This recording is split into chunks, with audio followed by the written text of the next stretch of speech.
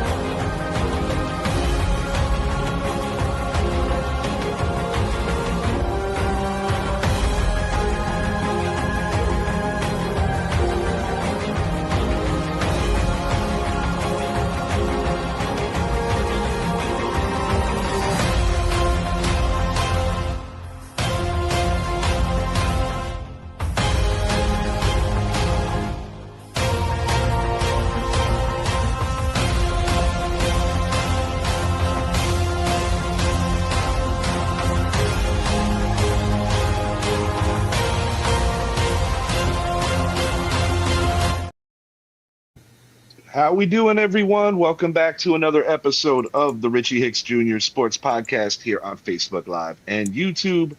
I am your host, Richie, here with my guy, Mr. Idris Salam, a.k.a. Bosco from the Bronx. Merry New Year! Yes, sir. The new year is upon us in a few days. And with the new year comes new aspirations and new dreams for the NFL Lombardi hopefuls. And on today's show, we're going to be hitting on the Thursday and Saturday slate. We're going to split this into two separate shows.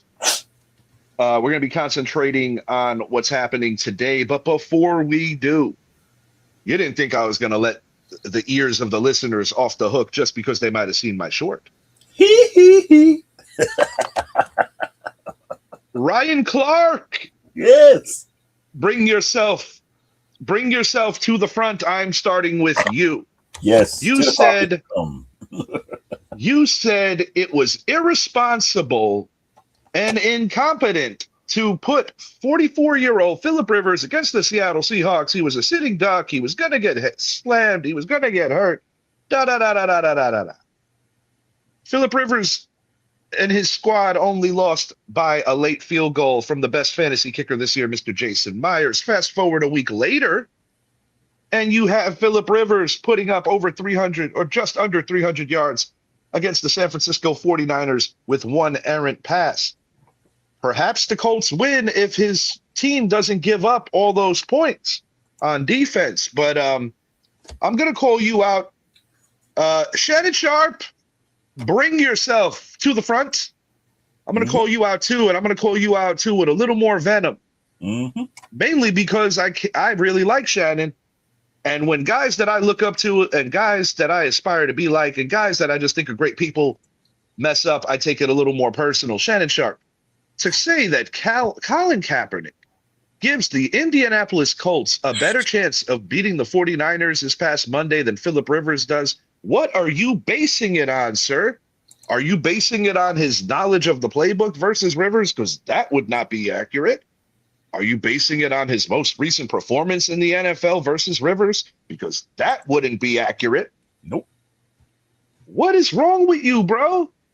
Like, this is where Idris's point starts getting some real legs, that there needs to be a little more of a mixture with real journalists versus jocks that everybody and their mother thinks that they could analyze the game on a level just because they played it at a high level. Shannon, what the hell are you talking about? What in the name of Christ? What in the name of Christ did Colin Kaepernick do better on a football field than Philip Rivers when one guy is a first ballot Hall of Famer? Now, listen, I'm going to keep it a buck. Yeah. I am Team Kaepernick in terms of his social justice initiative. I'm not going to lie. Initially, I didn't know how to take it, but then I did my own personal research, seeing that he's walking the walk, talking the talk. I support Colin Kaepernick in that metric. But in terms of playing the quarterback position in the year 2025, first of all, anybody that thinks NFL team's going to call him is full of shit. Right. Because let's not forget that Sean Carter, with that whole deal that he made with the NFL, was also lined up with Colin Kaepernick, never truly getting another shot. That little tryout he had was a facade, people, a facade. Preach. Cam Newton, looking like Medea. Bring yourself. Let me tell you something, man. You're an idiot. Preach. And you can't read a playbook worth of shit. Preach. Anybody that thinks that Cam Newton gave the Indianapolis Colts a better chance, I hate to say it, guys, playing the quarterback position is derived off of intelligence. Preach. Cam Newton struggled going all the way back to his days in Florida with playbooks, and I am not making fun of the man because he has a learning disability. Preach. I certainly would not make fun of anyone, as someone near and dear to my heart has a little interesting time learning certain things, and we have to do different measures. So it ain't that party. But Cam, I'm going to keep it a buck. Between you saying that you deserve a yellow jacket, a gold jacket rather, before Eli Manning, shut the fuck up. Because when you were in the Super Bowl, you shit and pissed your pants when Von Miller was going in for that fumble, whereas a guy like Eli Manning, just 2 weeks removed from getting his ass handed to him in Santa Clara by a very powerful defense on the backs of Navarro Bowman and Patrick Willis, kicked the ever-living shit out of him. Preach. Finest performance of his professional career, going on to beat the GOAT coach and the GOAT quarterback for a second time in 5 years. And you're going to talk shit on him? Oh, and Shannon, one more thing. With your big-ass head. Looking like the Bronco logo with your big-ass head. Let me tell you something, Shannon. Preach. You hit me in the heart when you did that beautiful Hall of Fame speech honoring your brother. I know you come from humble beginnings, which is all the more reason why I am really thrown back that you would be so ignorant, talking shit about a guy who loves the game of football, who's teaching it to children, who runs the same damn offense as Shane Steichen. You have a massive, massive podcast. You drinking too much of that little drink you got there? Preach. Is that what it is, Shannon? Is that what it is, Shannon? Because let me tell you something. The way that Skip Bayless obliterated the reputation of Shannon Sharpe, he should have knocked the shit out of Skip Bayless. He probably didn't, because he would have got a lawsuit. Yeah. He was very disrespected. So for you to jump in line with that Life Alert bullshit and disrespect another guy who's going to be a Hall of Famer and probably delayed his Hall of Fame induction because he wanted to come back in to secure some pension stuff with the NFL and cashing in on an opportunity with friends. Let me explain something. Everybody and their mother knows that the NFL, just like any other business, is based on previous working relationships. Yep. This is no different. This is no different. I'm so disappointed. And guys, real talk. What's up with all these NFL fans insinuating that Philip Rivers' employment with the Indianapolis Colts was possibly derived off of race? What in the name of Christ does race have to do with knowing a playbook thoroughly more than the other two guys that got mentioned? One of them, I don't even know why he got mentioned, because he's never going to throw another pass in the NFL because he's blacklisted. And Cam Newton sucked. Does anybody remember his last year in New England? Does anybody remember his last year in Carolina? And you know why this pisses me off, Idris? Because there is real racism and there are real problems in this league, particularly at the head coaching position when African-American coaches get dismissed at a disproportionate rate. But when you waste time, people, on pretending that something else is race-related when it isn't, you are screwing up a bigger problem because you're taking attention from a real one. Preach. Let me take the sermon from here. As the resident black person, do not be confused by my profile picture. I am a New York Giants fan, and Jackson Dart is my quarterback. So I have him as my profile picture. My favorite player of all time of the New York Giants is a black man, Emlyn Tunnell. That's my favorite player. I went to his house. It still exists in Pennsylvania. I've been to the police station where his statue, and I didn't go to the police station because I was arrested. That's where his statue and his monument sits. It's a gold statue. I got pictures by it. I have his jersey. He is my favorite player of all time, followed by Eli Manning and then Lawrence Taylor. So I am not a house Negro, nor am I a Sambo or anything like that. So I will say this. The only people pulling the race card in this are my people, RC and Cam Newton.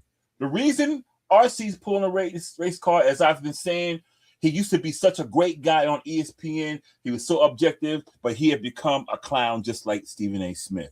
He has bitten. He has taken the cheese. He's done everything you got to do to get inside. Now, people say, is he trying to get in the good side of the white man? Maybe he is. But I don't care about that because I don't play the race card like that. But he is. As for Cam Newton, Mr. Cam Newton, you need the STFU. They didn't choose you because why? You have not been in the league in a while. True. Philip Rivers hasn't easy. But as you said, Richie, he's been in the system. He's been close to the management. Plus, Mr. Cam Newton, you've talked a lot of shit about a lot of people. One person is a previous number 17, Daniel Jones, who was having a good year this year until he got hurt. So shut up. They didn't choose you because you have not played the game. You're not close to the system. And they don't need that circus that you bring to the NFL. Yes, you did your thing. Are you a Hall of Fame player? Eventually, but I wouldn't wait. Now, Shannon Sharpe, you were my dude, just like Mr. Richie Hicks Jr. just said, the host of the show, the owner of the show, just like he just said, you were my man. And for you, as Richie said, I'm echoing everything he said. Hallelujah, it's Christmas Day. Let's do it. Just like Richie said, as a man who went through the stuff with Skip Bayless, you turn around and do the same thing to Philip Rivers. Yes, Philip Rivers talks shit on the football field. We all talk shit. That's the name of the game. But the one thing he does not do, he does not disrespect the game. Y'all had disrespected the game. You had disrespected our race because you are playing the race card when the race card does not need to be played. This is about schematics. Philip Rivers is close to the system, close to the organization. He plays in the organization. He runs an offense. He's the man you call. Colin Kaepernick, love him, support him. The man hasn't played in the league in 7 years. Bringing him up at this juncture is not only insult to both of our intelligence and anybody who listens, it's also an insult to Colin Kaepernick. Yes. Leave him alone and let him do what he's doing.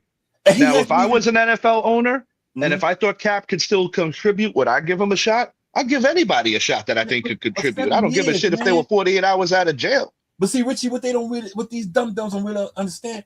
Now, do I think Kaepernick has the abilities based on what he did last? I'm not saying what he did on the film, saying like physical abilities, based on his physical shape and everything, he probably could go in there. However, he would have to learn that playbook.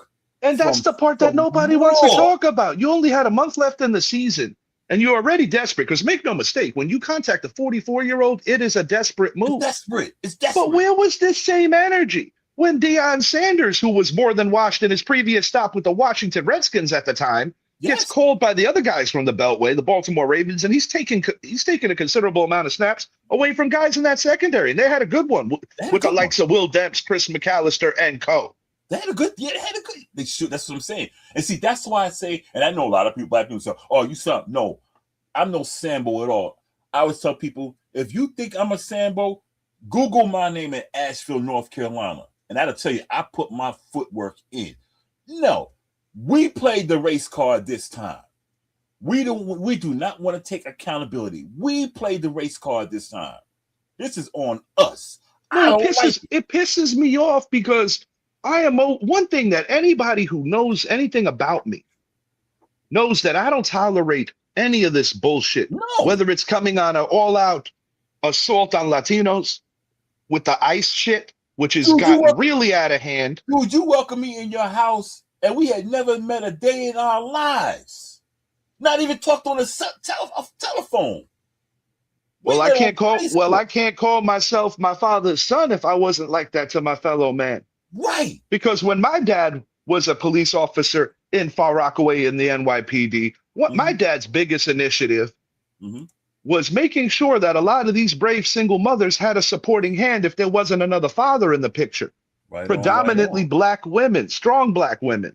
And my father worked hand in hand with a lot of these women to make sure that their kids had the best chance possible to not end up in the streets. And my father helped a lot of people, and best believe, especially on a day like today, which is a day about giving, that my father always wanted me to see full circle that I was a lot more fortunate than a lot of my teammates, and he wanted me to grow up being humble and appreciative, understanding that I was fortunate to not just have him as a father, but to have a second father in Eddie, who thankfully is still alive. Rest in peace, Pops. Mm-hmm. But this race baiting bullshit, that is something that I do not play. And you know because what, I'll man? be the first person to call out anything, and I am always an advocate for hiring people of color and having a little more patience, because that's something that's disproportionate that I have spoken on my show many times. And you know what, man? And me also being from New York, you're a Queens dude. I'm a Bronx dude. Now, I'm not too friendly with the police, but however, I have to admit, growing up in New York in the Bronx, the police, the beat cops walking around, they were cool. They were cool. I mean, so I didn't have a hatred towards the police as a kid, because they would come through the neighborhood, hey, what you doing? Da da da da da. You know, they would be like, hey, don't do that again. You know, but they didn't pull us to the side. I'm a firm advocate that when you see some of the atrocities like the George Floyd situation, we need police to be identifiable as people first. And that's why I brought my father up. Because one thing about my dad, this is back in the 80s and the 90s. That's what I'm saying. My dad didn't give two damns about the story or this or that. He wanted to make something better than the way he found it. Right. And, you know, that's something that was always in my heart at a young age. That's why I make sure that even somebody like my son, and yes, he is fucking spoiled. Damn right. But I make sure that my son understands how fortunate he is. I'll give you a quick example before we move it along to the sports part of this show. Yeah. Yesterday, a young man on a bicycle, I could tell that he was going through it. Young black man. Opens the door for me and my son. Super polite. I happened to be behind him in line. He couldn't afford his food. I seen a defeated look in his eye.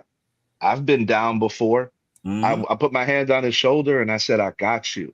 Yeah. I got you. Merry Christmas. Almost brought a tear to his eye. I said, no. Don't even worry about that. Yeah. Bro, when you're in a better position, pass it forward and remember today is a good day. And I told him, I said, I see you out here on your bike. I know you're trying. Something good's going to happen to you. Just don't give up on yourself. Right on. And if I had a little more, I would have passed a little more. Right on. Noah didn't know the substantiality of our conversation, but Noah went up to the young man and gave him a big old hug and told him Merry Christmas. Word. And I'd like to think that for at least five seconds there, I might have made his day a little brighter. I have been up, down, sideways, and every other way financially, good, bad, in the middle.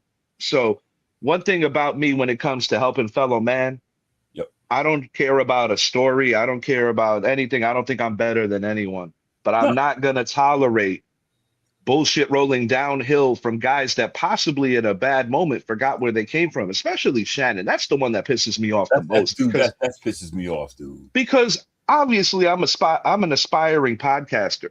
So Shannon Sharp is one of those dudes that I legitimately look up to. And I was one of those dudes that was going to bat for him when Skip Bayless got really out of line and out of pocket. Because when we brought in your cousin, who currently works for the Philadelphia Eagles, or when we brought in William Barnum Floyd, it was an honor and a privilege to have two NFL Super Bowl champions on our panel, because they don't have to throw us that break and they could go anywhere they want. But they chose to hang with us, and I don't forget shit like that. And you know what? To say that, and like with Aaron being my cousin, even though he's my cousin and my blood, it was still just to be able to talk to him on the show. I was just as hyped as any person who just met him for the first time.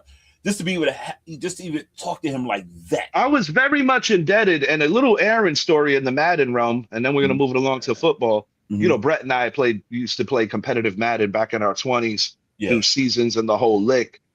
I ruined a game for him one time on a 2 tight end set because he thought I was going up the middle with edge. And I dumped it to your cousin in a fullback formation, lining him up for the win. Oh, shit. Aaron Moorhead touchdown underneath. So when Brett saw that we were getting your cousin on the panel, he says, wait a minute, I remember him. Wasn't that the dude on Indy? I said, yeah, he backed up Dallas Clark and he played special teams. He was a walk-on. That's a worker right there. That's a worker right there. Yeah, And, comes from good stock. Of course, his father, Emery, a member of the legendary 1985 Chicago Bears. But we're going to get onto the football spec of it. Quite frankly, I appreciate the listeners for letting me rip on that because it's just something that I find ugly. Because at the end of the day, Phillip Rivers should be celebrated for having the balls and the guts to get on the field at 44 years old. And he's getting torn down by other guys. So let me ask you a question, Shannon Sharp. You're 13 years older than Phillip Rivers. If he's on life alert, you must be in the motherfucking retirement home. Shannon, you're a good guy, and I respect you, and I know your humble beginnings, and I know the man that you really are. I would greatly appreciate if you issue that man an engraved apology because you're better than that, Shannon.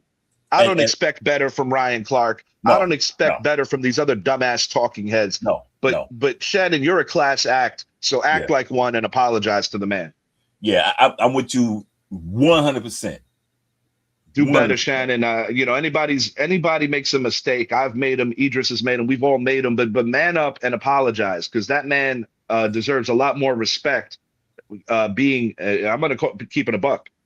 Statistically, he's better than Ben Roethlisberger and the Eli Manning coming out of that 04 class. The reason why he's not celebrated the same way is because, unfortunately, Marlon McCree wanted to play superhero instead of just taking a knee when he picked off Tom Brady. We know how it ended. Nate Kading, normally a sure-footed kicker, missed one, and that particular Charger team, no offense to your cousin, I know your cousin benefited by winning the Super Bowl that year, but I don't believe that the Chargers were going to lose to your cousin's team in the championship round.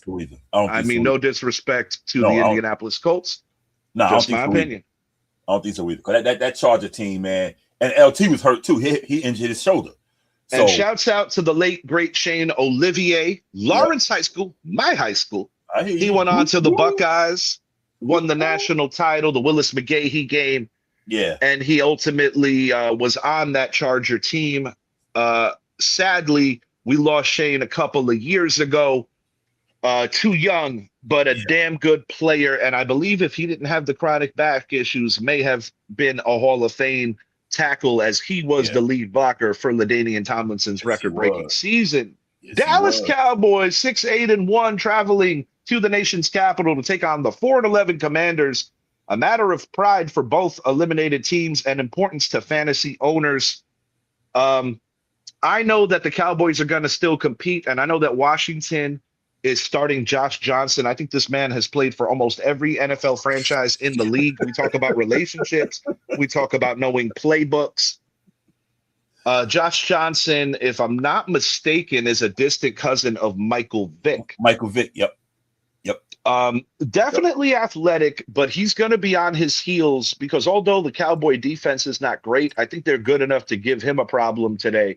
I expect Dallas to show pride to try to strive to at least rectify their record and get to the 500 measure. They play the Giants next week, a team that I do think Dallas probably will beat, as Dak has just had such dominance over the Giants. He's had dominance over this division. Yeah. I like CeeDee Lamb and George Pickens to have their way with a banged-up Washington team. And offensively, I think they're going to be doing a lot of mixing and matching, running the football for Washington, as Chris Rodriguez, to my understanding, is pretty dinged up. I think Deebo Samuel might be lined up to get some carries. But give me the Dallas Cowboys by a score of 30-20, a 10-point victory for the road team. 20? Nah, I'm just kidding. Give me a 30-13. I think Josh Johnson's in for a long one. Yeah, I got ready to say, Richie, I think you've lost your mind. There's nothing really to say. I think Javonte Williams going to eat. I think Dak's going to do Dak things as he always does. He does Dak things. I'm going 35. I'm going to go 35-17. I think the defense, because that's it. Move on. All right. Detroit Lions traveling to Minneapolis, taking on the Vikings, 8-7 at 7-8. The Lions still have a slight chance to make the playoffs. It's not the strongest chance, but they still do have a shot. Max Brosmer gets the start in place of the often injured J.J. McCarthy. Yeah, it's going to require another great defensive play calling effort from Brian Flores, but you're not playing the Giants this week.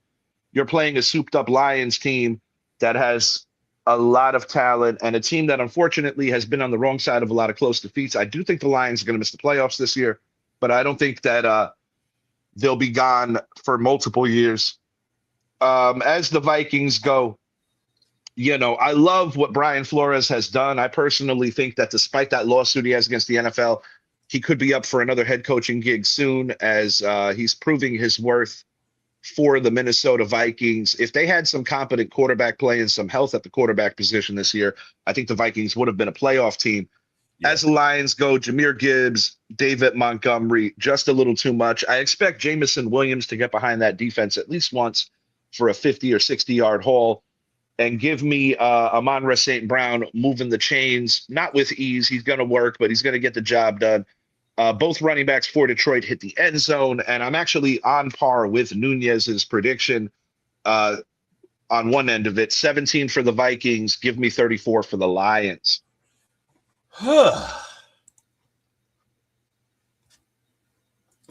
You said 34. Wait. You said, whoa. You said the Vikings going to beat the Lions? Is that what you said? No, I just dropped the Lions score, the Vikings score first. 17 Vikings, 34 Lions. Oh, okay. I was like, Richie, have you already dug into the eggnog? I'm with you, man. I'm with you. You said Richie banging on that coquito before 1 in the afternoon. I was like that. Richie, you started early, boy. Got that Nutella. Everything you said, I'm with you. I think Gibbs and Montgomery gonna have a field day. Brian Flores, great defensive coordinator.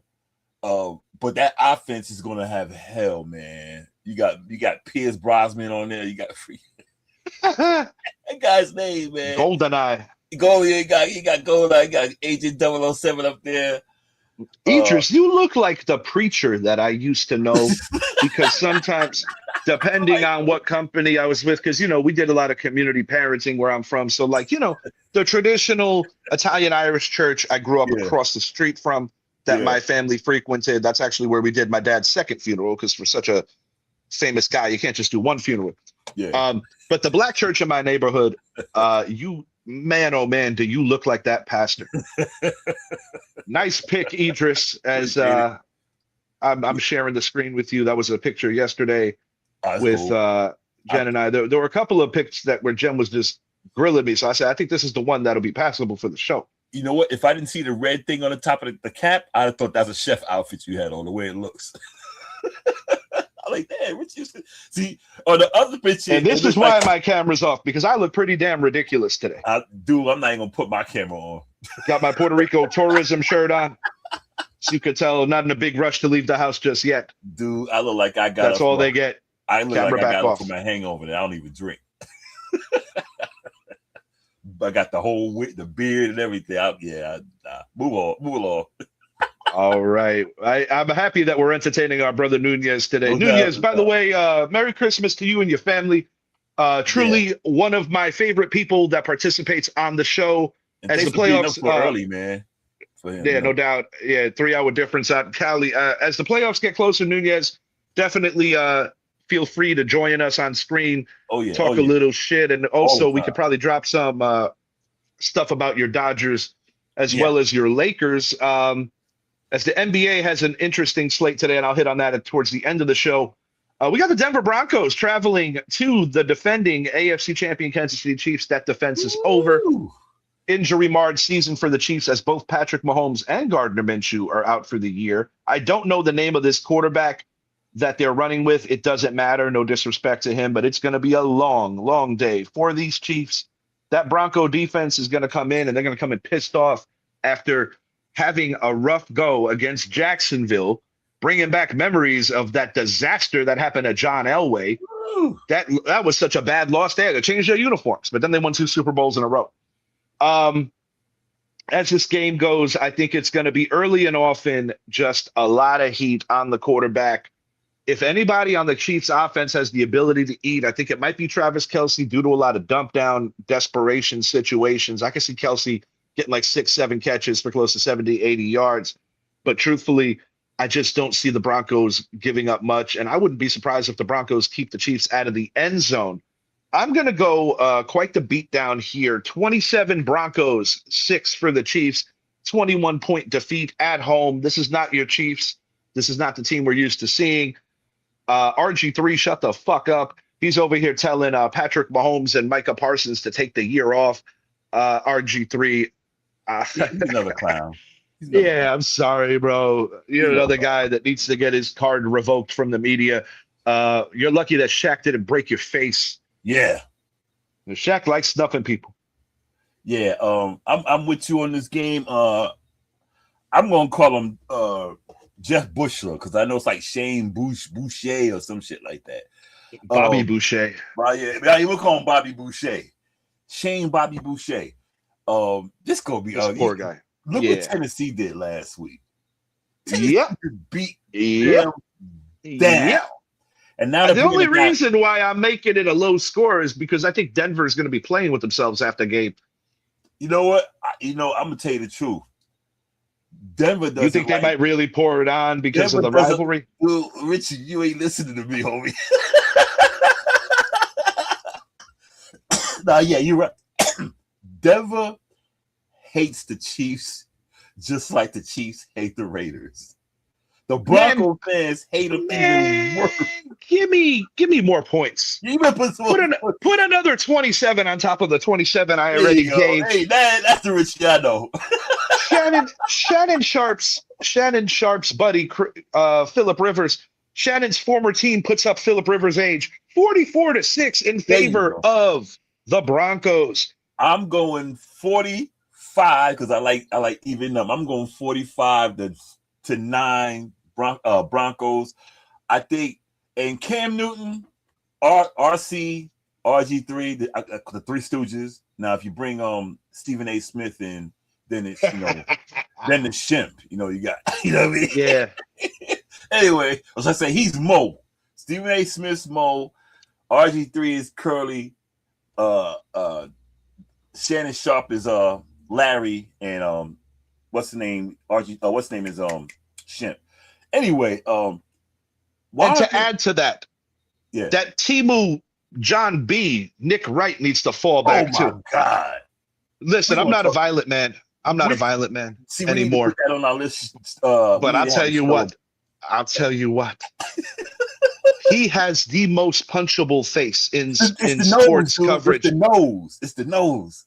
He's number 1, followed by Colin Cowherd at 2. But those two clowns got the most punchable faces. They do. like if I ran into Stephen A. and we were going at it, like I wouldn't go in on him all the way just because at least he's a Knick fan.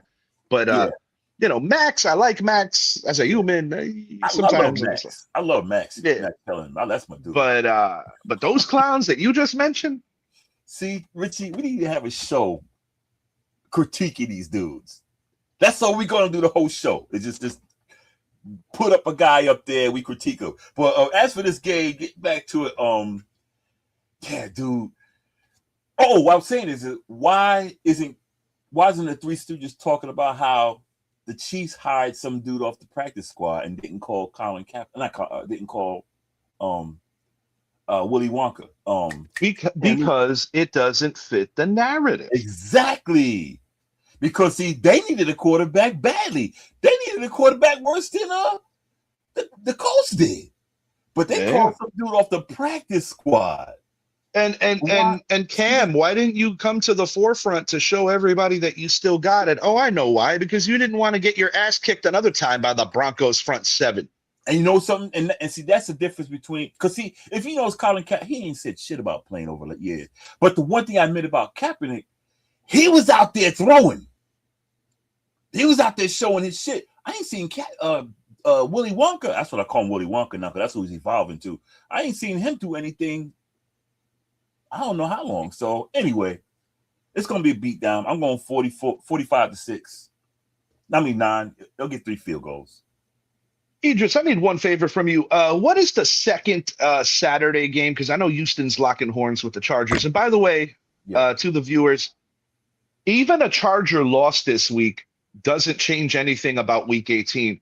Because the Broncos, even if they take a game lead in the standings, and let's say if the Chargers lose to the Texans, if the Chargers beat the Broncos in Week 18, the Chargers still win the division because they'll finish with the same record, but the Chargers would have had the season sweep on Denver. So regardless if the Chargers lose this week, they are still in the driver's seat. Okay, you said the second Saturday game? Yes, sir. Let me see. Is it Green Bay and Baltimore? It is Green Bay and Baltimore. All right. Thank you for that. Yep. We're going to move it along to SoFi. Houston Texans at the Los Angeles Chargers. This could really go either way. Yeah. Can the Chargers exploit the Ravens struggling, the Texans struggling offense? I'm going to say perhaps. This is a defensive struggle through and through, if you ask me. Yeah. But I like the home team here. I think the Chargers are smelling the possibility of a division title because I think the Chargers could go into Denver and beat them. I really do mean that. I do too. Because when it comes back down to two quarterbacks, I trust Justin Herbert more than Bo Nix. However, Bo Nix is going to win Brett our fantasy league today. Yeah. Yeah. Thank Yes, you, Brett. sir. You're welcome. You're welcome, sir. Yeah. Nunez was reading my mind. Damn near the exact same score that I got. I'm going Chargers 23, Texans 17 in overtime. Overtime.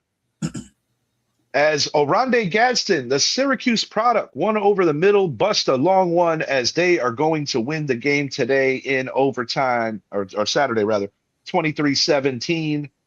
That's what I got there.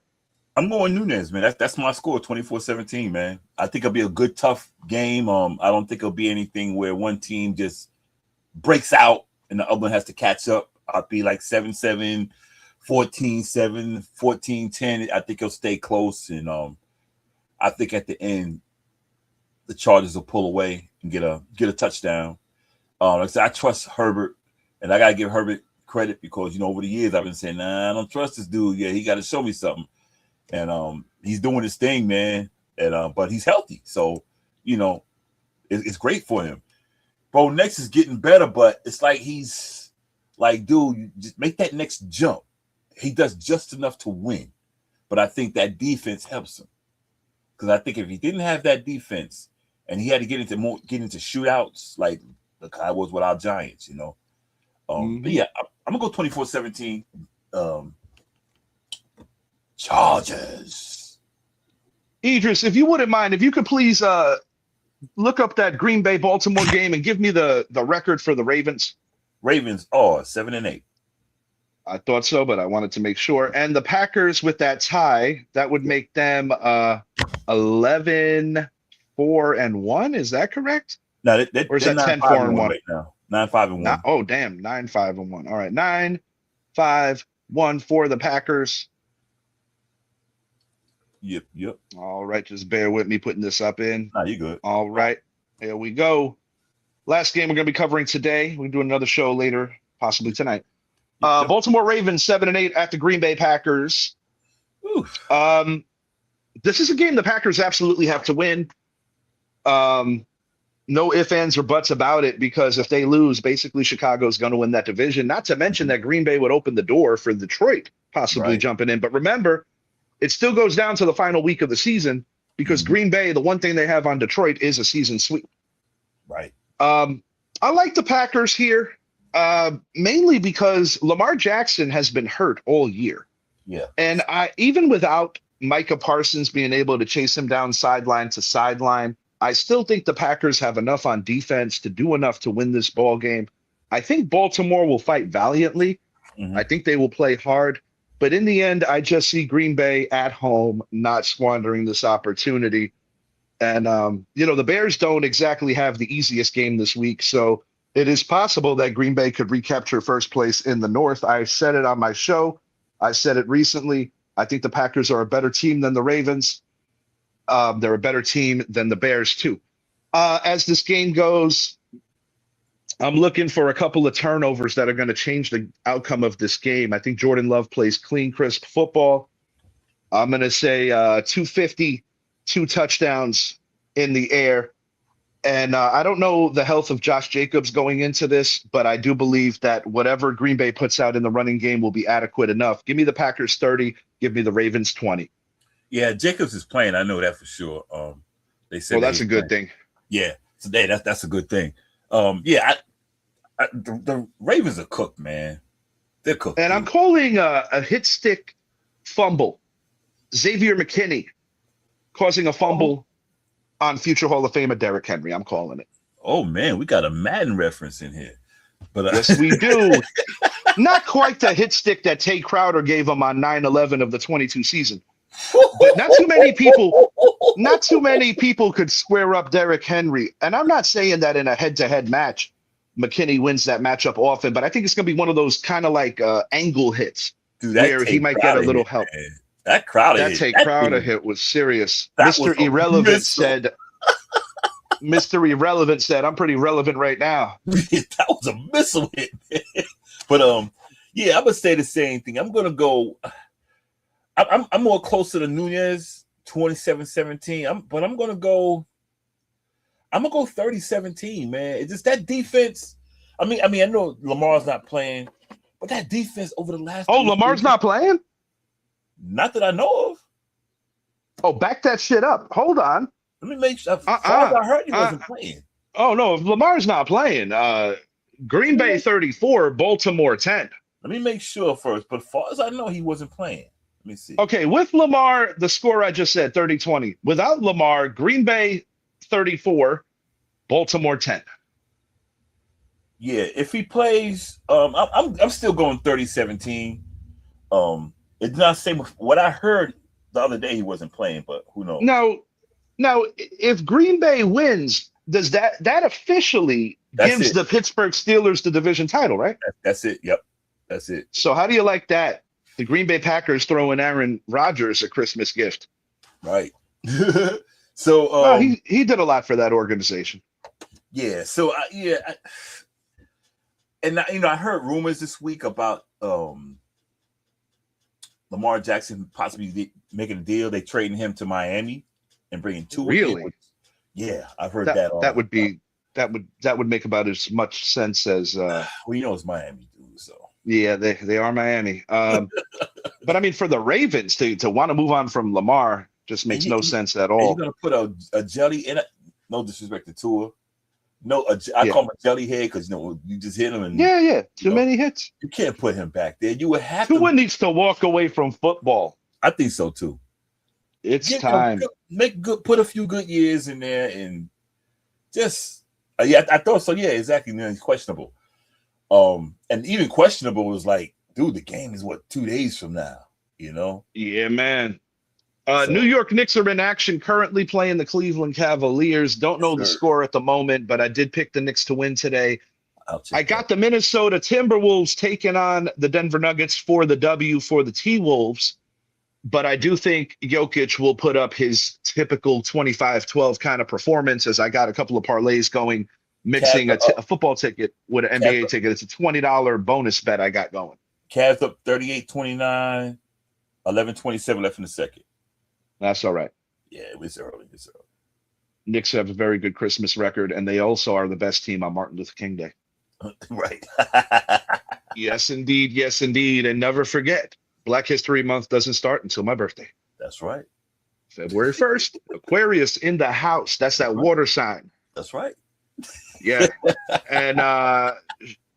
And Shannon, drink a little more water and less of that alcohol you're pushing, because clearly you ain't making no damn sense. Yeah. Put that stuff in Nick Wright, just shut up. And if I ever meet you, just like Jason Lerner, just don't look at me. Yeah. I knew that shit'll be lit. Yeah, shouts out Quentin Moore. Don't look at him either. You don't want. Just don't. Just don't. Don't look at his mask. Don't look at what's behind the mask. Just don't. Don't even show up. No, sir. Daniel Nunez with Go Birds. This was an amazing show. Thank you. I appreciate that, Nunez. And we're gonna be going live again, possibly tonight, but definitely soon. Reason I'm saying possibly tonight is because with my less favorite work schedule later later tonight might be the best go on it, but we'll definitely make it work, and we'll get that show out. Idris, anything else on the mind? Any other reporters, former jocks that you want to get into? Suge Knight, man. This Suge Knight. Yeah. This Suge Knight. He is a former jock. Right. He is a former jock. Yes, sir. Wallen Knight. Once upon a time, him and Keefe D were on the same Pop Warner football team. Yes, sir. And Mr. Suge Knight played for UNLV. He played for the Running Rebels. He also played for the San Francisco 49ers and the Los Angeles Rams ever so briefly. Yep. Mr. Knight, we're going to be reaching out to you in the near future. Mom near. Dukes, I love her. I love all my gifts yesterday. But I don't know where she got this Death Row shirt from because it had like a different logo on it, which leads me to believe that maybe they were softening it out for the department stores or something along those lines. So the first thing, the second thing, the eighth thing I kept whispering to Jen, and then she whispered it to my sister-in-law as I was like sitting in a corner opening some of these gifts, is like, where's the guy in the electric chair? But at any rate, yep, that's what it was. Yeah. Yeah, that was the later Jen one. was happy. She liked the material. She's like, I'll wear this. So she basically stole that shirt immediately, and I'll be copping the real Death Row shirt within the next couple of weeks. They changed it into the row, where they took the dude out the seat, the row. Yeah, but I think this was one of those kid-friendly ones. But I was just a little confused. But I was like, I 90% on the gifts. A nice Muhammad Ali shirt.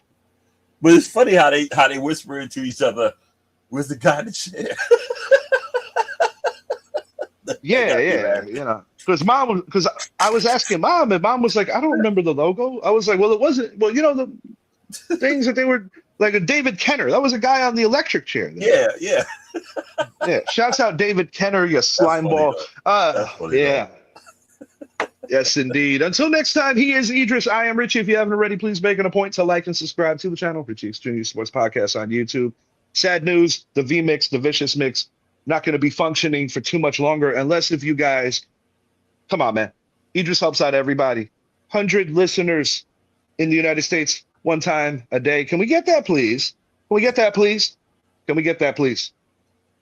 Idris, I do want to ask you, are there other avenues that you could go about to do something comparable and keep something similar like this going? Because I know that's also a big passion of yours. Actually, what I do have that plan. With my page, I'm going to just play music straight out of the page. Let's do it. Yeah, so it'll be music. Link that to the Richie Hicks Jr. Sports Podcast page. We'll run that as a dual thing. Right. Check out our friends at the Casual Convo Show with Coco. You'll see the mask on there. You'll see Mr. Paul on there. Mr. Paul, I hope your health stuff is improving. I know that you've had some concerns lately. Just want to say, I don't put nobody on blast like that, but thinking about you and yours, Paul, during this time. Hope you are doing better, feeling better. Coco, good luck on the new year with your show. I wish you much success over there. And check out our friends at the Sports Corner, Johnny Nast, as well as Joe Gal, in addition to Daniel Nunez, probably my 3 favorite Philadelphia Eagles fans. And oh my, is it an ever short list? One more thing. Ladies and gentlemen, it is not officially Christmas Day until Hans Gruber falls off the Nakatomi Tower. Die Hard. Yes, sir. And yes, in case you weren't sure, just like Home Alone's a Christmas movie, and just like Christmas Vacation is a Christmas movie, so is Die Hard. God bless you, Bruce Willis. I know that his health has taken a terrible turn the last couple of years, but I know that he has a good support cast. So, God bless you, Bruce Willis. Shouts out. We love you. Anything else? Jake Paul, you's a bitch. Ass bitch. Yeah, man. The bitch ass bitch. Hell yeah. Coming in here thinking that you were going to just get another freebie over a real fighter. Nah. Idris Salam is down to challenge you, by the way. Give me 6 months and we can do it. Hell yeah. Give me 6 months and we can do it. Let's go. Hell yeah. All right, y'all. Jake Paul, you're a clown, bro. Don't ever get in a boxing ring again. Like ever. No. Forever, ever? Do AI. Box AI. Yeah. Or go back to your little Nintendo system that you have in your little flat in Puerto Rico and go play that shit, you bum. But ladies and Bitch gentlemen, ass. y'all eat, drink, be safe, be merry. Have a good day. We'll see y'all tonight. Later. Peace.